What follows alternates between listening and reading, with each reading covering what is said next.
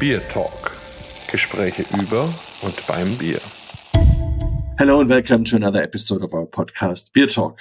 Today we make a very interesting journey from our European perspective in the east. So we go to Cambodia, a small but beautiful country, and we meet a wonderful person there, Alfie Amayo. He's head distiller at City of Distillery there, and I'm very curious what he has to tell about his history and also the spirits and all it's about. So it's great to have you here, Alfie, and maybe you introduce yourself a bit to our listeners. Thank you for having me. Yes, as you mentioned, my name's Alfie. I'm the head distiller of Seeker's Independent Spirits, which is one of few independent distilleries in Cambodia, which is an emerging market for alcohol. Whilst it is unknown, the alcohol industry here is starting to grow quite rapidly, given its ASEAN connections, and it's an exciting time to be in the industry, especially in this part of the world at the moment. Yeah, that really sounds very interesting. And maybe first, our people, I think they don't really know Cambodia. So I think they know it's close to Vietnam and it's in the southeast. But maybe you can describe a little bit what it's about. How does it look like? How are the people? What is the idea of the country? Of course. I think when it comes to Southeast Asia, Cambodia hasn't quite got the tourism PR, if you will, that Vietnam and Thailand has. But it sits right here on the Mekong. And it's got a very close proximity to those two neighboring countries I mentioned, Vietnam and Thailand. And as an emerging market, it is a fantastic place to build a new distillery. What it enables us to do is to really have access to a plethora of new ingredients and botanicals so that we can produce some really quality liquid, if I can be so biased to say.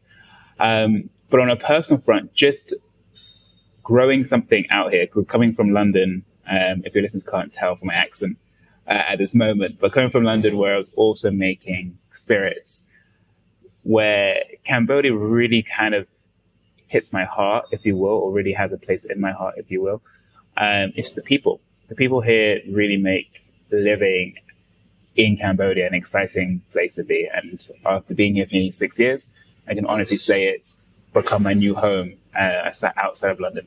Wow, that sounds great.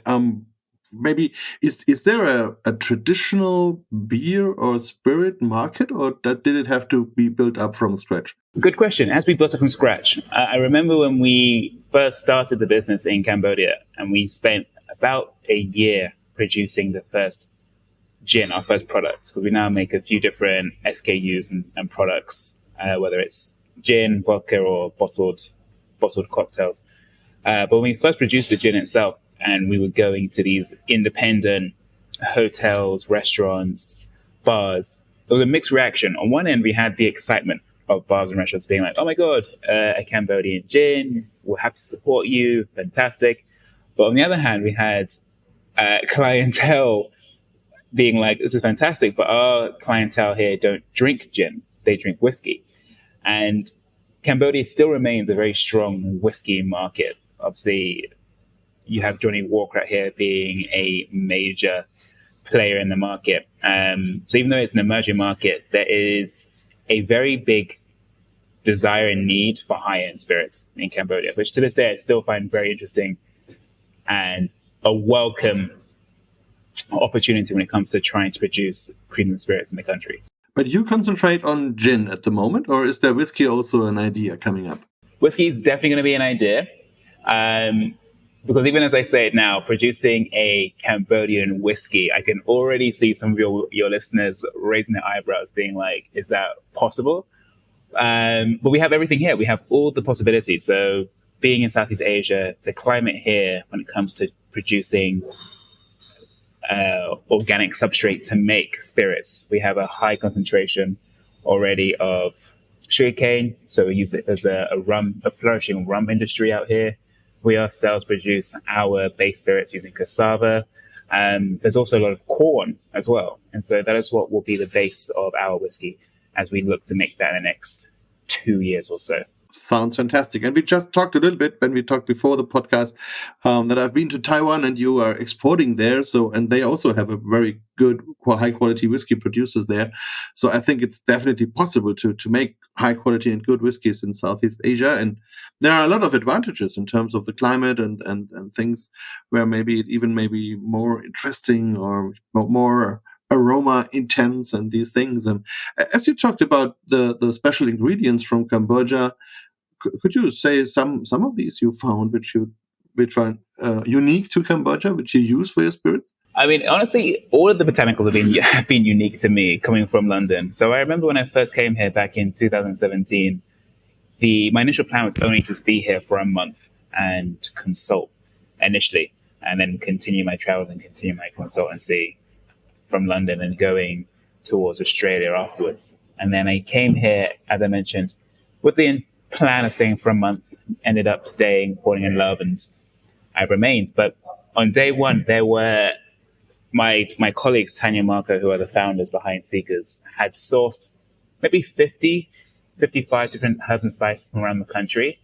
And I remember arriving and then just putting on the table all these different spices and herbs. There was pandan, there was jackfruit, a whole assortment of different things. And I remember looking at the table, thinking to myself, I don't know what any of this stuff is. So essentially it was a very big learning curve for me. And the way to approach it was when we started producing these spirits, and rather trying to do the R&D phase, what was integral to the production was talking to local bartenders and chefs to really understand the flavor profile and how all these flavors come together, because it was my first interaction with these herbs and spices when it came to putting them together for a spirit. So it was a massive learning curve, and I'm really proud of what we've managed to achieve over the last 5 years. And I think a testament to that is the welcome reaction to our spirit portfolio, because we try to find a balance between Western palates, but also using local ingredients. It was a very kind of difficult path to cross without alienating either demographic. I heard about very special local ingredients they also use. I heard they eat a lot of insects, so like tarantulas. Did you already have the chance to try that? And is that also a possible ingredient for spirits? I have indeed eaten tarantulas, yes. That's not a common dish, so I don't want any of your listeners to think that if they come to Cambodia, they go to a restaurant and they're like, yes, have our local delicacy. You do have that market here, but when you do see tarantulas and snakes being sold, it is locals here or local Cambodians who have a much more entrepreneurial mindset, and they are catering this almost exclusively to tourists themselves who want to come in, eat a tarantula, take the picture kind of mentality. And so that itself, when I first came into Cambodia and I was much younger and a lot more willing to try exotic stuff, I was like, yeah, okay, I'm happy to try tarantula. For anyone wondering, no, it does not taste good whatsoever, but it's something I can now tick off my bucket list. But in terms of flavor profile itself, there's a whole wide assortment of ingredients and spices outside of insects and arachnids that really kind of add a very certain flavor profile that you get in Cambodia. Okay, so no tarantula gin at the moment. No tarantula gin. But you know what? I bet you, with the way that gin is going in the market right now, if it hasn't already been made, give it another few more years, and I'm sure someone will produce a gin and put a tarantula inside it as a marketing initiative. Oh, okay, yes, that will be very special. Maybe, as you know, we are a beer podcast. So, is there anything about a beer market in Cambodia? Are there breweries? Is there beer around? Do people drink beer? Oh, beer is massive out here, especially in the region itself. I think our neighboring partner, Vietnam, has one of the largest beer markets or craft beer markets, to be precise, which will really get an assortment of different flavor profiles. So Vietnam has some very exciting flavor profiles. Thailand, there's a monopoly on beer itself. So your Singer Brewery, for example, it's a much harder to enter the beer market in Thailand. And so where Cambodia sits between the two demographics. It sits behind a very tight, regulated beer market, if you will, and something that is very ripe for craft brewers. The problem being is that as an emerging market, breweries rather, and distilleries have yet to see Cambodia as a place that they can really deploy assets and grow something. So whereas you have these much larger breweries who have a very kind of similar taste profile, to be honest with you, it's these smaller craft breweries which are only a few and far between. And unfortunately, also during COVID, there wasn't much support for these local craft breweries. So a lot of them did shut down during the pandemic. And so what has remained, I believe, is being the strongest of those remaining craft breweries. And they've managed to kind of grow and really strengthen their foothold in the country. And how has it been for you during the pandemic? Was there, like, we had these lockdowns and things? How was it in Cambodia? It was interesting. It was, I think for ourselves, certainly we were delayed. So we saw everything that was happening in the West, obviously reports on the news and countries going into lockdown and people staying at home. But ultimately, Cambodia was in this weird limbo period where we were still able to go out. We were still able to go clubbing. I remember when London went to lockdown and my mother was at home and she was saying, I can't go out right now. And at the time, I was still going out to bars, to restaurants, because Cambodia had really managed to put its hold on controlling the spread of COVID. And then inevitably, just with so many points of access into the country, they couldn't hold it any longer. And then as a developing country, I think we felt the effects a lot harder than they had in the West. And not only that, there was a lot more support in the West than there was in Cambodia as well. So when we did go into lockdown here, which we did for about 2 months, which compared to some countries actually is not that much, we did feel it. And not only that, the government here put a block, if you will, on alcohol production. For a variety of reasons. One, they wanted some of that alcohol to be used for sanitation or hand sanitizer, but also because they felt that alcohol production would bring people together, bring the crowds in, and therefore that would also spread COVID. So their immediate reaction was a lot more reactionary as opposed to being proactive. And so we saw new things happening every single week, almost every single day, which you couldn't quite plan for. So when we shut down, we really felt it. But now that we're in 2023, the market is starting to really blossom. Tourism's back in, and we're excited about the next steps. Yeah, and that brings us a little bit back to your personal story. So you already said you're coming from London. So how was your development there? Did you come into the beer, into the spirits? How did it go that you ended up here in Cambodia? Do you know what? That's a very good question. Even when I tell my friends right now that I'm in Cambodia making gin or making spirits, the reaction is, "How on earth did you end up doing that?" So a long story short, because rather than going into a very long-winded backstory, I think with many people, especially in London, I entered the alcohol industry essentially by accident. And there was never this, certainly growing up, there was never this desire, or rather the alcohol industry wasn't promoted as a really kind of vocational career, if you will, something I just fell into. So when I was at college and I was studying, I initially wanted to go to college to do medicine. So a far change from those initial days. I was bartending, and I was bartending as many students do. I was 18, 19 at the time, just trying to supplement my student desire to go out. But what ended up happening is one of the first places I worked at and I was bartending at was a distillery. And it was a distillery in London. And it was called the City of London Distillery. And the team itself had collected an assortment of different gins from around the world. But not only that, gin was also made on premise. And so this really gave me a first-hand experience into the variety of gins that were happening from all over the world. And this was back in 2012, 2013. So many moons ago. So it's at essentially the emergence of gin. rather than where gin is right now, where there's just the explosion. And so gin itself was much more niche. It was almost spearheaded by Smith Distillery, and then all these pocket of distilleries popped up around London and in the UK, and then there was just the alcohol market in Spain and America was producing completely different flavors. And that's where I really kind of cut my teeth, and I began to fall in love with the gin category.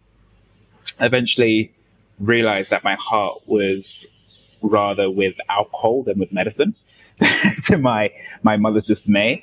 And I decided to really follow this career path to see where it could take me. And so I followed a very different career itself. So going initially into the bartending route to understand about flavor mixing, and then going into the distilling assistant route, if you will, understanding how a distillery works, and then just followed that progression until eventually, when I had learned enough, I decided to go into consultancy, if you will. And I was on my way to go to Australia, and I bumped into this lovely couple called Tanya and Marco, who were planning to open their distillery in Cambodia, and said, come over for a month. And yeah, that's the short of it. Ended up coming out here, and I haven't left almost 6 years later. Maybe the longest month ever. One of the longest months ever. Yeah, with my mother being like, what are you doing? I'm like, Mom, I love the country, and yeah, we will one day come back. So your mother was always dreaming of you becoming the doctor, and now you are the spirit maker? Or? Listen, I think I still help in some way. Alcohol is still medicine to some people. I'm helping in my own kind of way. So that's what I tell my mother. So I'm not. And you know what? Actuality, I think I could actually say I have learned. I think one of the strongest parts behind medicine itself is bedside manner, and I think just being in the alcohol industry and just the plethora of people and learning how to talk to people in communication. I've learned a variety of different skill sets, and I've absolutely fallen in love with the spirits industry as a whole. Maybe one last question about your life before. I read that you have been at the Royal Academy in Sandhurst. So, and I also heard that all these royals are there. So, are there some special stories? Did you meet special people? What what about the alcohol there? Oh, look at that! Okay, so you've gone through my through my LinkedIn. Yes, I had initially signed up for Sandhurst. This was on the 2013, 2012 itself. My plan was initially go into the military, and was actually planning to do medicine through the military itself. So to be a military medic. And so when I dropped out of medical school, I'd actually also, in part, was leaving Sandhurst at the same time. And so that is a career path I never really finished, but it's a very different path I could have gone down had I gone down the military medical route. Instead, I found myself out here in Cambodia. Yeah, so you didn't meet any royals there. I did not meet any royals. Prince Harry was way before my time. Way before my time. All right, okay. So back to the longest month of the world. When you came there, they were starting with a distillery, or was it already set up? There was nothing. At the time when I got here, the distillery was a concept. It wasn't actually an actual idea that come together yet. The idea itself was, is it feasible to make gin in Cambodia? And so Tanya and Margot had sourced a bunch of different gins from around the world, had a love affinity with the product itself. And so when they came to London, and really by just chance, fate, whatever you want to call it, serendipity, they bumped into me, and I was in the right place at the right time. And I actually remember when I first met them, they told me that they wanted to make gin in Phnom Penh. And I remember thinking to myself, one, I make gin, and two, where's Phnom Penh? Because I had no idea where that was. I had never come to the side of the world before. I'd never been to Asia.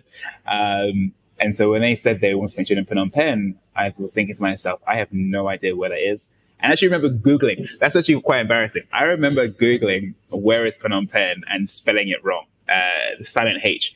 And when they told me, I was like, okay, fantastic. I will certainly come over here and see what happens. And I'm so glad that I did. But it was an idea when I came out here. And then we saw there was an opportunity, and the reception itself was really well received because Cambodia, especially in the expatriate community, has a really strong community bond, if you will, in terms of pushing new concepts, new ideas, and that support. And then on the back of that, because there are flavors out here that haven't been utilized in gin before, in my opinion, certainly from what I have not tried, we were able to produce something that was very unique, not for the sake of being unique, but unique for the sake of what we had on hand. And it was received, if I may say so, really well. And we've been able to really grow something I'm really proud of. And it's a very innovative company, I think. Also, you have a very special system for distilling. It's a cube-sized distillery. It's called iStill, I think. Maybe you can tell us a little bit about how you came buying this type of distillery and how it works and what are the advantages and if you like it. Sure. I'm actually distilling right now at the moment as I talk to you. So we are using something called the iStill technology. And initially, when we first started the company, I did the R&D on a 20-liter alembic still that we got from Portugal. We then, as we grew, and realized that a 20-liter still, which could only really make about 30 bottles a week, 40 bottles a week, doing a single distillation and not doing multiple distillations. We then expanded the distillery in a very small space in Phnom Penh, and we got a 300-liter alembic still. And it wasn't until 2019 that we started to get a lot more interest from neighboring countries outside of ASEAN, so outside of Vietnam, outside of Thailand. We started getting interest from Malaysia, Mongolia, and now Spain and a few other countries from the West. And we realized, okay, we need to really take a conscious decision as to how far can we take this company? How far do we see ourselves growing? And just based on the interest and support that we were getting, we really felt we could really grow this company and this idea. And so we came across the iStill technology, which for those listeners who don't know what it is, this might be a very kind of simplistic way of describing it, but as a kind of comparison system, if we were to call a alembic still the horse and cart, the iStill would be the Tesla, if you will. So it just uses a lot more technology, which is so contrast to what you would expect in Cambodia as a developing market, to be using such new technology to make spirits. What it really does on our end is able to draw out subtle, delicate flavors from our pandan to our jasmine to our kaffir lime leaf to really make some unique spirits and bottled cocktails and across our entire portfolio. So it's an exciting thing to bring to Cambodia, and really has aided us in our production across the board. And what is the special thing about the iStill? Is it the shape, or is it the way it's heated, or what is? Because when I saw it on the fair, I saw a lot of cubes, and I was quite curious why every other thing is round or egg shaped or something like that, and now we have a cube. Sure, there's many things. So for your listeners, to describe the iStill. The iStill itself is a square boiler upon which there is a column on top of it. So this is very different compared to your traditional stills, which are much more round or cylindrical in their design with a column on the top. There is no head, if you will. It goes essentially straight from the boiler into this column. The column itself is about 2.5-3 meters tall. But the technology of this, which I could talk for ages, I'm geeked out on this thing completely. So I apologize if at any point I'm over talking. Just cut me off, Marcus, and be like, listen, we can move on. No, please go ahead. So as a couple of things, especially from a production point of view, with the iStill itself, one of the key things that you can do as a distillery is that we can, on this one piece of equipment, we can ferment and distill on the grain. And so we can go from an organic material, whether it be cassava, put it into our still, do the fermentation, get to 8% APV, and then distill directly on the grain, and then get 95% alcohol, 96% alcohol rather, immediately. So there's no need for transfer, which obviously would aid in contamination. That's one exciting thing. Essentially, you can look at the ice still as another distiller, because as a distiller point of view, one of the hardest things about being in Cambodia is, how can I put this, the lack of experience, because definitely distillation is a new science in Cambodia. Certainly there is beer itself, and there is rice wine that they are producing in the provinces and in the countryside, but these spirits that they were making, or even they continue to make, are using somewhat old means, like old technology, if you will, when it comes to producing. Literally, it's moonshine, but using rice as the base itself. And so what we'll be able to do here is really just take science and apply it to making spirits. And when you're able to do that, it just enables just consistency on one side, but then on the other side, just extracting some really nice flavors. So one thing I was working on for the better part of a year was a bottled lychee martini. So taking fresh lychees and just extracting that fresh lychee essence on a molecular level, if you will, and applying that to this very beautiful flavor profile that you can just pour straight from a bottle into a glass, and it tastes like just cutting into a lychee, if you will. So it's really cool technology that enables to do a variety of things, but mainly from a distiller's point of view, it enables consistency, and training my team has been much easier on this than it has been on using a copper alembic still.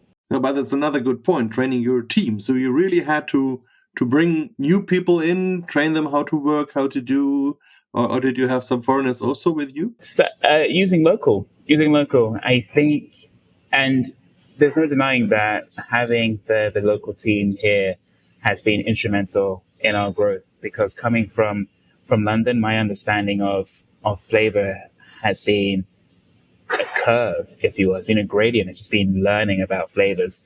Whereas having obviously a team here that understands how flavors go together and why it goes together and how it's used in local cuisine here has been really fundamental in making new flavors and even our core flavor range as well. And so not only that, training, this is something, I mean, anyone who's been in our industry knows it takes a village. It's not something you can do on your own. And having this team with us has just been incredible, and the eagerness to learn. But from my perspective, obviously, in Cambodia, they speak Khmer. My Khmer is okay when communicating in restaurants, but when you're trying to now describe how to make alcohol, and you're trying to describe scientific terminology, boiling points, sterilization, these sort of things, these words or concepts which are hard enough to explain to someone when you're speaking the same language, but when you have already that language barrier, it was difficult. But credit to my team, we managed to find a way to communicate it, and I'm really proud of what we've achieved in the last 5-6 years. So the first thing you had to do was to learn the language, or did you already know something when you came there? I didn't even know what Phnom Penh was, so I had no idea. I did not speak any Khmer at the moment.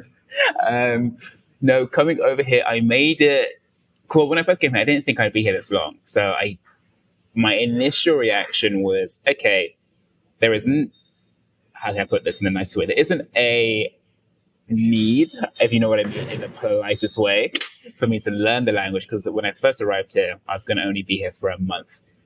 And then as time progressed and I began to fall in love with the country, with the people, I said, okay, I need to learn this. So I made it a conscious effort to do lessons at the beginning.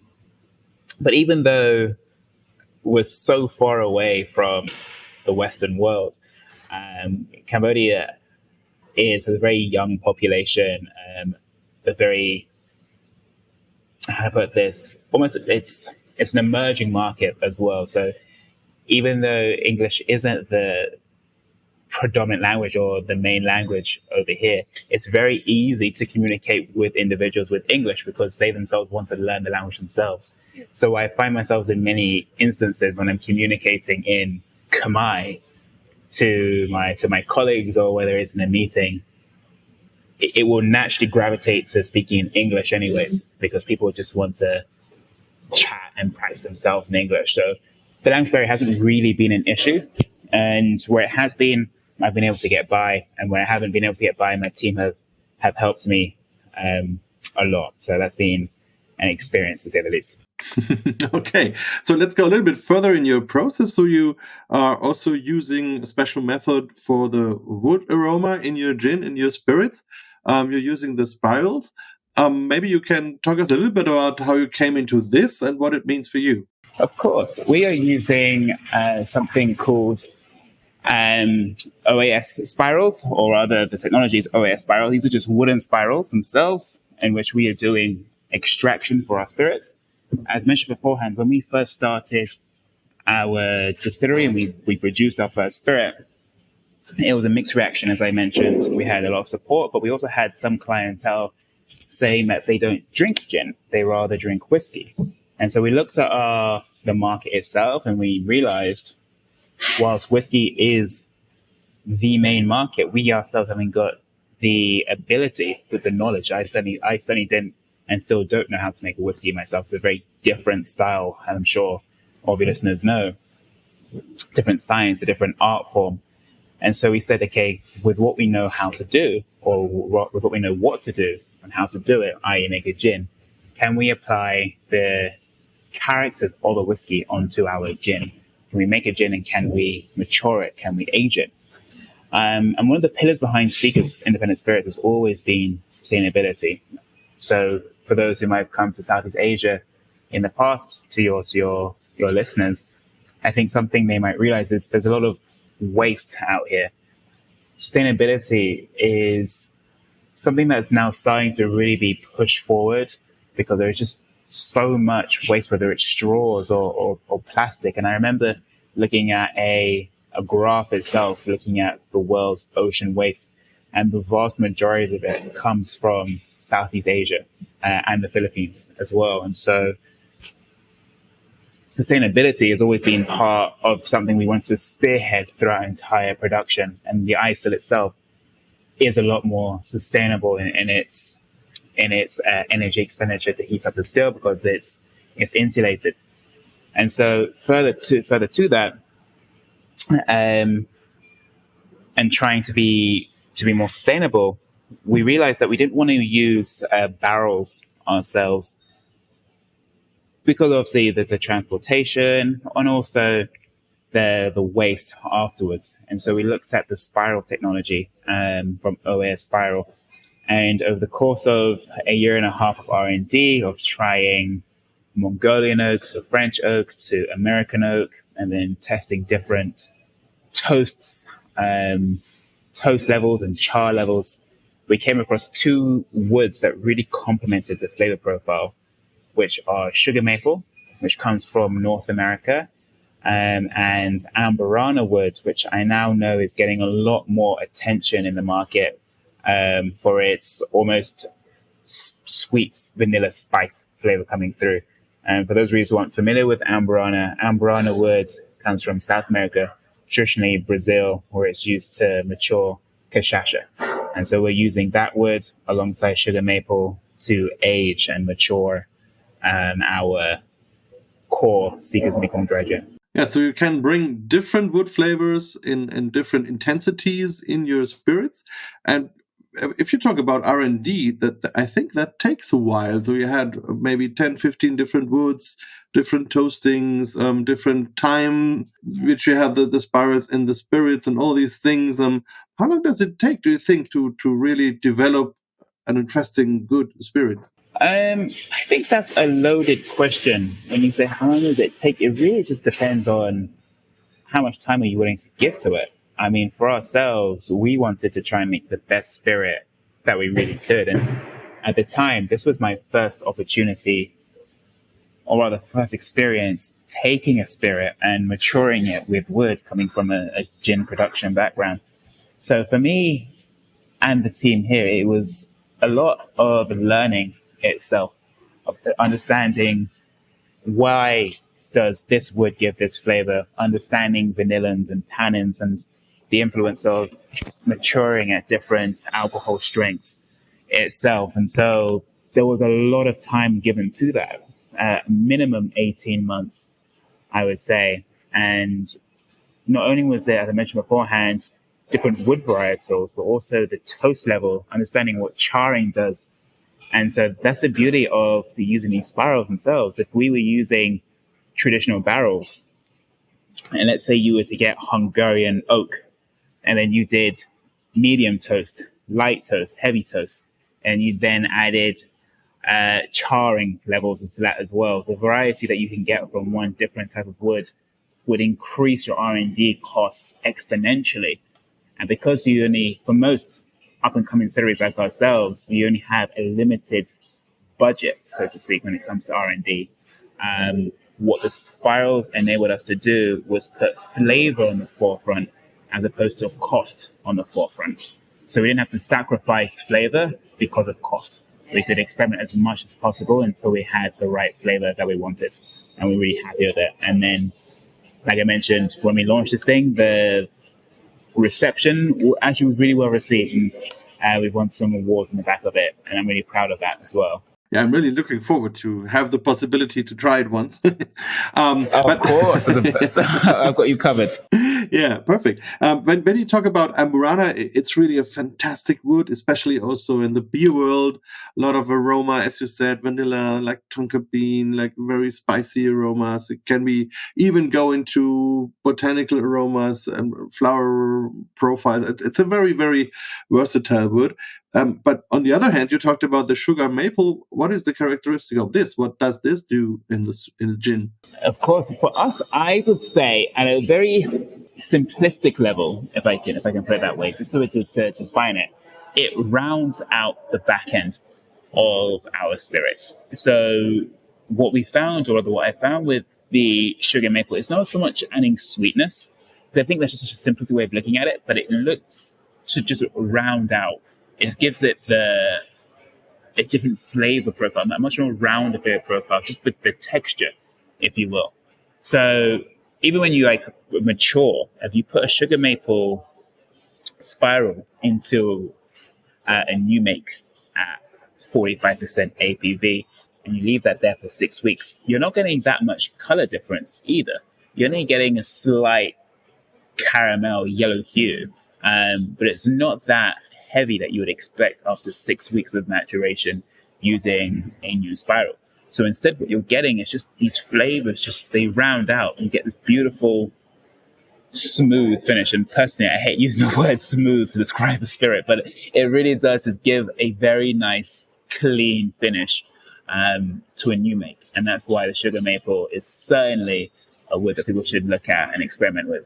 And how about the climate? Is it affecting the speed or the aromas that are transferred by wood into the spirit? Or if you compare that with the experiences you made maybe in London? I think certainly. I think, as we all know, when it comes to maturing anything with wood, temperature certainly has an effect. And we've seen that in the alcohol industry significantly when making a rum in different parts of the world.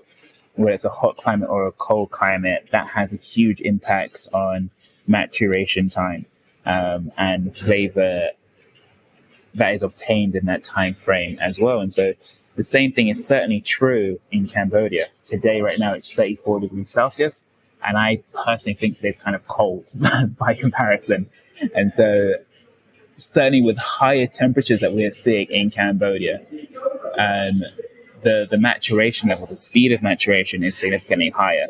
And so that's also just been the truth. There's a flourishing rum out here as well, and they mature their rum for, I think, a maximum of 3 years. But if you were to try this rum of 3 years, you could very easily compare it to a 6-year rum, just because of the temperature itself is just stripping off so much of that wood flavor at a quicker rate than you would in a colder climate. Well, that's another playground in terms of aromas. If you play with the temperature, with the humidity and all these things. What are your plans for the future? Are you planning new spirits, new recipes, new ideas? What can we expect from Seekers, and can we get it in Europe? Of course, we were always thinking of new things. As I mentioned before, we're only one of 3 distilleries in Cambodia on a craft side. There's 2 gins, there's a rum, so it's a very, very small industry. And so, what the beauty of being out here is our ability to really focus on experimentation, deliver new products quite quickly. That's the thing, as I'm sure listeners who belong to a craft distillery or even a craft brewery will appreciate, compared to my experience in London, where it was larger and it was a lot more corporate and there's a lot more things to abide by and a lot more paperwork to do. When you're small, it enables you to be nimble. It enables you to come up with ideas and bring it to market a lot faster. And the beauty of it is, being in Cambodia, we can test out those new ideas and new spirits. And so, as I mentioned beforehand, we just launched a bottled lychee martini that I was working on for a year. But in terms of new spirits or new things that we're wanting to work on, we have some new gins we're working on at the moment. We do some third-party distilleries, distillations as well for people in the neighboring countries. And whiskey as well is something that we're looking at to make in the very near future as well. So a whiskey would be the big project that we're currently moving towards and are outfitting our distillery for over the next 2-3 years. And do you already have a distributor for Europe? Something that, how can people get to the spirits? Ongoing. We are currently talking to France and to Spain. We had those plans in place, but then when COVID happened, it certainly put a delay on those export. And so now that we're in 2023, we're reigniting those conversations. So if any of your listeners are distributors and they're interested in Seekers, it would be a very welcome conversation that the team and I would have. But aside from that, we have some strong partners already in play for France. We're currently talking to Spain. And those are the 2 European countries we're talking to at the moment. Okay, we will spread the word, and we will put, of course, the links in the show notes and everything like this. So maybe last question: do you think the longest month of the world will stay much longer? So do you think of staying in Cambodia, or do you also have already plans for going further? Cambodia is home. Cambodia is home. Right now, there is a lot of excitement that we have. In the near distant future. I met my wife here, Robin.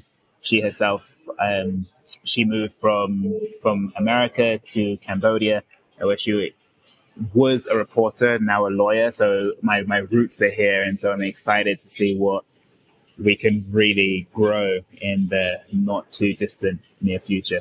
Fantastic. So last question: if people come to Cambodia, to Phnom Penh, and want to visit the distillery, is it possible if they want to? Of course. That goes without saying. If you come to Phnom Penh, I will treat you like family. That goes without saying. It is a very small community. We have some fantastic bars, breweries as well for those who want to just try some beer. And with the neighboring countries, Vietnam and Thailand, especially Vietnam, the craft scene there is just growing exponentially when it comes to beer. So there are a lot of beer-focused stores, if you will, in Cambodia, where you can just enjoy yourself and really see what's happening in the marketplace. It's an exciting place to be. And honestly, from the bottom of my heart, I welcome any of your guests to come out here. And I will just swing by Seekers, and I will certainly have a cocktail or 4 with them. Great. So I'm also looking forward for my